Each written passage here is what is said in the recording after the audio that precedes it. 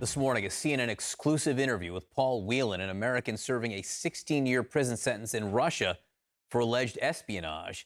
And he has a message for President Biden ahead of his summit meeting with Vladimir Putin later this month. CNN's Matthew Chance live in Moscow again with this exclusive. Matthew. John, thanks very much. It really is extraordinary access because Paul Whelan is currently incarcerated in a labour camp in the Russian region of Mordovia, which is frankly miles away from anywhere. He works in what he calls a sweatshop, making clothes. And of course, he's now looking to President Biden in his upcoming summit with President Putin of Russia to negotiate his release.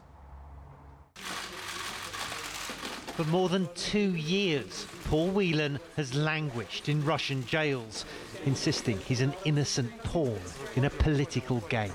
I want to tell the world that I'm a victim of political kidnap and ransom. There's obviously no credibility to this situation. Now the former US Marine has spoken to CNN from his remote Russian penal colony ahead of a much anticipated summit between the US and Russian presidents. And if you could get a message to President Biden ahead of this meeting, what would it be? Decisive action is needed immediately. The abduction of an American citizen cannot stand anywhere in the world. This is not an issue of Russia against me. It's an issue of Russia against the United States.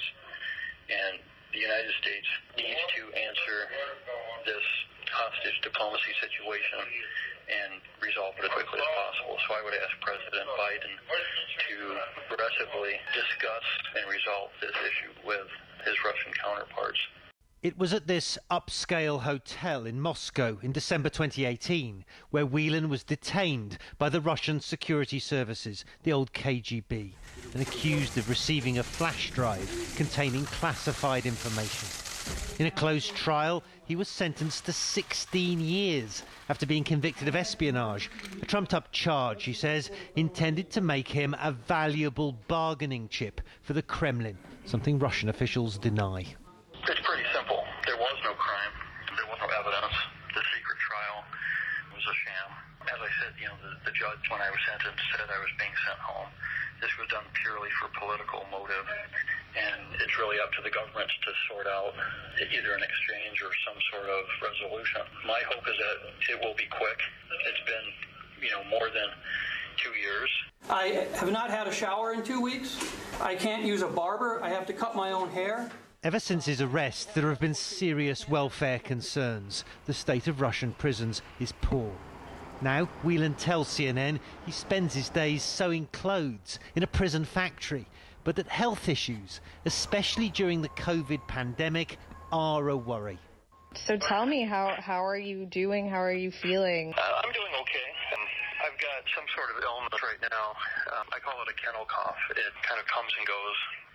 In the barracks, people have it, get better, then have it again. Getting medical care here is very difficult. Are there concerns about COVID still where you are? I imagine the vaccine hasn't reached you. We have serious concerns about that.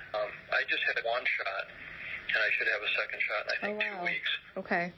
So that's a step in the right direction. A step in the right direction, perhaps. But for Paul Whelan, it may still be a long road home. Well, John, the Russians have made no secret of the fact there's people in US jails that they want released, including someone who was convicted of conspiracy to smuggle cocaine and, in addition, one of the world's most notorious arms traffickers. Those are the guys that potentially they want swapped out. John. It was really stunning to hear Paul Whelan's own voice there, Matthew. Has there been any change in the posture toward this situation with the shift in administrations in the United States? Well, I think that both administrations, both this one and the previous one, had been working to try and sort of find a negotiated settlement to this, try and work out ways in which there could be some kind of prisoner swap, perhaps, or some kind of release of Paul Whelan. And the other American that's in Russian custody, his name is Trevor Reed, also a former US Marine serving a long sentence here. But with this Biden administration, there's an extra effort underway, particularly with Antony Blinken, the US Secretary of State, working with US officials to try and bring this matter to a close. And that's why there's so much positivity and so much hope when it comes to this summit in Geneva, Switzerland, which is taking place on the 16th of next month, that hopefully this issue can finally be resolved. Matthew Chance again with that exclusive reporting. Thank you very much.